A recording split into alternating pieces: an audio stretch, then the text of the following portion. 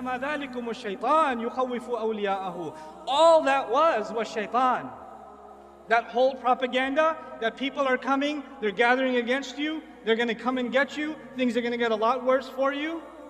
All that was shaitan, Allah says. يُخَوِّفُ أَوْلِيَاءَهُ. All he does is instill the fear of his friends into you. He wants you to be scared of his friends. That's one interpretation of the text, but equally applicable is another interpretation of the same text grammatically, which is, all that was is shaitan, who only the people who are his friends get scared. So if you get scared, Quran is commenting, you become friends with who? Shaitan. يُخَوِّفُ أَوْلِيَاءَهُ. He's only successful in scaring his friends. So there's two things. He wants you to be scared of his friends, and if you do get scared, you just became friends with him.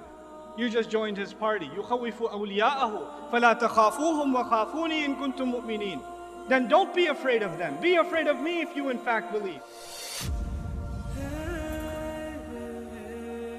Every time you and I stand in front of Allah, it's not just because we worship Allah. It's not just because we only believe in one God. That is also an acknowledgement that we fear no one but Allah, that we bow before no one but Allah, that we humble ourselves before no one but Allah. When every salah is a reminder that there is nothing else, no political circumstance, no rhetoric, no media, there is no bias against this, no crimes that are taking place, that will instill the fear of anyone other than Allah in our hearts.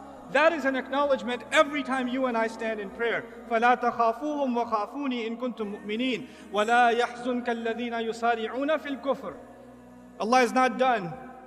He says, don't let those who are making a lot of efforts for furthering the cause of disbelief, those who are making so many efforts to destroy Islam, those who are making so many efforts to turn believers into disbelievers, those who are making so many efforts to further kufr on the earth, disbelief and disregard of God on the earth. They make a lot of efforts, they have a lot of money, they have a lot of resources, they have a lot of tools. Don't let all of their efforts ever worry you. لا يحزنك الذين يسارعون في الكفر. This is a principle of the Quran. We have forgotten this principle. Ustad Noman, have you seen what they're doing on this website? Do you know this video that they made? Do you know what they said on CNN? Do you know what they said on Fox? Why don't you just recite لا يحزنك الذين يسارعون في الكفر? Don't let their efforts and their schemes and their propaganda ever worry you. إنهم لن يضروا الله شيئا. I love this part. إنهم لن يضروا الله شيئا.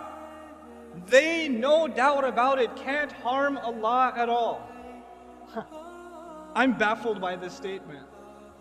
Allah said, don't worry about their schemes and their plans and their plots and their propaganda.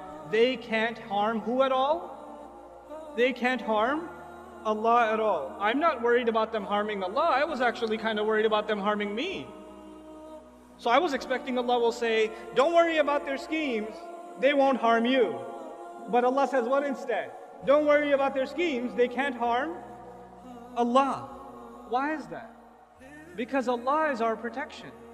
It's like Allah is our shield, and they can't do anything about this shield. So you're safe, because you're with Allah. You're with Allah. They can't harm Allah. So you have nothing to worry about. لَإِنَّهُمْ لَن يَضُرُّوا اللَّهَ شَيْئًا. Then why is Allah giving them this opportunity to scheme and plot and further their cause and make things more and more difficult for the believers? يُرِيدُ اللَّهُ أَلَّا يَجْعَلَ لَهُمْ حَظًّا فِي الْآخِرَةِ.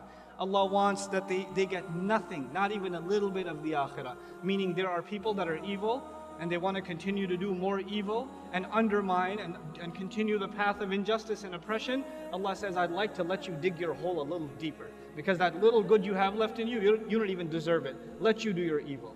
Why are people so evil? Because Allah's punishment to them is He let them have it. You want to go this way? Go ahead. Go ahead. وَلَهُمْ عَذَابٌ عَظِيمٌ. They have great punishment standing before them. Instead of being afraid of them, the Quran makes us feel sorry for them. They're digging their own hole. إِنَّ الَّذِينَ اشْتَرَوُا الْكُفْرَ بِالْإِيمَانِ. Now listen to this part. Then he turns his attention to within our own ranks. There are those who sold their belief with disbelief. There are those who under the pressure of the enemy said, this Islam thing is too much. I can't handle it. I can't handle, the way people look at me, the way people think about me. I'd rather sell this off and be like everybody else who's disbelieved, so I'll fit in better. Allah says about them, لَن يَضُرُّ اللَّهَ شَيْئًا. What do you think? They're going to harm Allah? They can't harm Allah at all. وَلَهُمْ عَذَابٌ أَلِيمٌ. And they have painful punishment coming before them. This is about those who sell their deen. May Allah not make us of them. وَلَا يَحْسَبَنَّ الَّذِينَ كَفَرُوا إِنَّمَا نُمْلِي لَهُمْ خَيْرٌ لِأَنفُسِهِمْ. Don't allow the disbelievers, the enemies of Allah's deen, don't allow the vicious enemies of the Prophet ﷺ to ever think, don't you dare think about them, that the stuff that they do is good for them. The extension Allah has given them is good for them. I'd like to give you an analogy here so it'll help you understand what's happening in this ayah. You have a rabid dog, a crazy dog who goes and bites whatever. And then somebody says, why don't you just put it on a leash? And what Allah does is He puts this dog on, like you could say, 1,000-foot leash. It's a really long leash. The thing is, for 999 feet, this dog thinks that it's running free. Doesn't it? If you put it on a 1-foot leash, it can't move. But if you put it on a 1,000-foot leash, it's going to run around and never feel like a choke. But Allah says, I only extend for them, release them, give them more room. You want to do evil stuff? You want to do kufr stuff? Go ahead, do more. Try to hurt the cause of Islam more. Propagate lies against Allah's Prophet more. Say vicious things about the Quran more. Go ahead, go ahead, go ahead. Because that same dog, when it's running full speed and it hits foot 1,000, what happens to him? He gets choked, doesn't he? And that choke is way harder when he's running full speed than it would have been if it was 1 foot long. That's the plan Allah has for them. Let them dig their hole. Let them choke themselves. إِنَّمَا نُمْلِي لَهُمْ لِيَزْدَادُوا إِثْمًا. We only give them extension so they can earn more sins. وَلَهُمْ عَذَابٌ مُهِينٌ الْجَزَاءُ مِنْ جِنْسِ الْعَمَلِ كَمَا يُقَالُ. Allah says, and they will have humiliating punishment. Why did Allah say they have humiliating punishment? Allah usually says great punishment, painful punishment, but this time He says humiliating punishment. Why? Because when they try to humiliate the deen of Allah, then the only fair punishment is that they shall face humiliating punishment. Then Allah turns His attention to you and me and says, مَا كَانَ اللَّهُ لِيَذَرَ الْمُؤْمِنِينَ عَلَى مَا أَنْتُمْ عَلَيْهِ. Allah is not one to leave you alone in the state that you're in. Allah will not just leave you be and let you just think that you have faith. حَتَّى يَمِيزَ الْخَبِيثَ مِنَ الطَّيِّبِ. Until He can separate the good ones among you from the filthy ones. Some of you have filth inside of your hearts, and when the state of fear comes, and the pressure comes, and the stereotyping comes, some of you will abandon your faith, and that filth in your hearts will take over whatever good you had in it. Allah says He will put you and I through terrible, difficult circumstances so He can separate the filthy from within the ummah. And cut them out. May Allah not make us, any of us, from them. وَمَا كَانَ اللَّهُ لِيُطْلِعَكُمْ عَلَى الْغَيْبِ. And Allah will never be one to inform you of the unseen. People come to the shaykh, the imam, the scholar. They come, what do you think? When is all this fitna going to end? When are things going to get better? Allah says, Allah is not one to inform you of the unseen. I'm not going to say 3 more years, watch, everything's going to be better. No. That's actually what I've heard in churches. I go to church to hang out sometimes just to see what they do. I've been. And I actually, last Christmas, I want to know how they do da'wah. How did they get 100,000 people inside of a stadium and preach? So I went to listen. What do these guys do? And they're like, this year is going to be a great year for you. The Lord's going to take care of everything. You're going to get yourself a promotion. And that divorce is finally going to be filed. And you're going to do great this year. Because the Lord promises it. I was like, what? Lord promises this year is going to be great? We don't have that in Islam. Like, is this year going to be better than next? When is Allah going to finish this fitna? Or when are things going to get better? Allah told us very clearly, so we're not deluded and we don't even ask that question. Allah will never be one to tell you what's going to happen in the unseen. And the future of the ummah is in the unseen. وَلَكِنَّ اللَّهَ يَجْتَبِي مِن رُسُلِهِ مَن يَشَاءُ. However, Allah does select from His messengers whoever He wants. Meaning Allah chose His messenger and decided to tell him what you need to know. Focus on what Allah told you and not what Allah did not tell you. Don't get obsessed with things that Allah Himself didn't give you. If it was valuable for you, Allah would have given it to you. So don't be so obsessive compulsive about unnecessary details. فَآمِنُوا بِاللَّهِ وَرُسُلِهِ وَإِن تُؤْمِنُوا وَتَتَّقُوا فَلَكُمْ أَجْرٌ عَظِيمٌ. Then just believe in Allah and His Messenger. And if you can continue to believe and continue to be fearful only of Allah, then you will have great punishment, great reward rather. What else do you want? Just have faith and be fearful of Allah. In the most toughest of times, Allah is telling you that's the only two things you're going to need. Everything else will work itself out. Don't focus on the problem. وَلَا يَحْسَبَنَّ. And finally, the advice to you and to me. This is the last thing I'm sharing with you, I promise. وَلَا يَحْسَبَنَّ الَّذِينَ يَبْخَلُونَ بِمَا آتَاهُمُ اللَّهُ. And don't you ever think about those who are cheap, greedy, miserly with what Allah has given them. That they hold on to what Allah has given them. Min fadli, from His own favor. They didn't earn it, that's a favor of Allah on them. Huwa khayran lahum, that's good for them to hold on to their wealth. This is the time. This is the time where the young people, they're going to have to give up their free time that Allah gave them.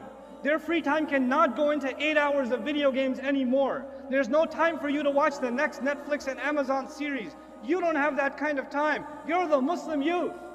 Allah has given you free time. Allah has given you talent. Allah has given you creativity. That creativity cannot go into you making stupid jokes on social media. It needs to be used in much more productive ways, because these people who Allah has given wealth and luxury and opportunity and health and talent, when Allah has given all of these things and they're cheap and miserly with it, they only use it for themselves. What does Allah say about them? That they think they get to use it for themselves is good for them? بَلْ هُوَ شَرٌّ لَهُمْ. It's bad for them. فَيُطَوَّقُونَ بِمَا بَخِلُوا بِهِ يَوْمَ الْقِيَامَةِ. The very things they were cheap with, the very things they were greedy with for their own, are the very things that will be turned into a rope around their necks, choking them on the day of resurrection. That time, that ni'mah, that rizq that Allah gave you, that you didn't put to the right cause, is going to come and choke you on the day of resurrection. May Allah not make us of them. وَلِلَّهِ مِيرَاثُ السَّمَاوَاتِ وَالْأَرْضِ. Man, what a thing to say. Allah alone owns the entire inheritance of the skies and the earth. What in the world is inheritance doing here? Allah is reminding you and me, whatever you own, whatever I own, whatever I enjoy in this life, I'm not going to get to keep it. At the end of the day, I'm going to be in the ground and somebody else will be driving my car. I'm going to be in the ground and somebody else will be wearing my clothes. And by the way, they won't be driving it for that long either. They're going to be in the ground too. Somebody else will be living in that house 100 years from now. Somebody else is going to be, eating the fruit of that tree that I have in my backyard. It's not going to be mine. And at the end of it all of it will be given in inheritance back to Allah. It's Allah's. Because everybody will be gone. Understand the temporal nature of the material world. Do not become materialistic in your goals, in your aspirations. Things Allah Azza wa Jalla is offering us in a time of great fitna, the only thing to worry about is what you will earn with Allah. Put your efforts in this world. Excel. Do your very best. But then again, if that's all you want to do for this life, then that is what is exactly choking you.